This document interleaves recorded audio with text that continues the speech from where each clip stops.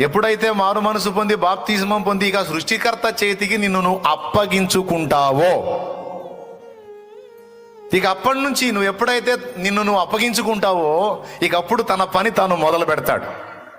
ఇప్పుడు శిల్పం కావాలంటే ఏం చేయాలి? ఫస్ట్ ఒక్కటి చేయాల, అన్నిటికంటే ముఖ్యంగా ముందు ఏం చేయాలి తెలుసా? శిల్పికి తనను తాను అప్పగించుకోవాలి. పౌలన్న ఏమన్నాడు? నేను ఆయనకు అప్పగించిన దానిని రాబోచున్న ఆ దినము వరకు ఆయన కాపాడుటకు సమర్థుడు.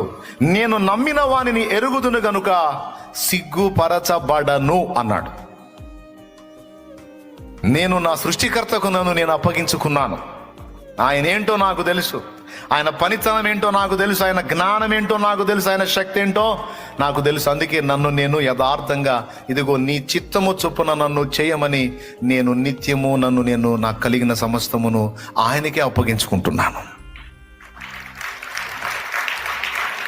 ఎవరికి అప్పగించుకుంటున్నాను?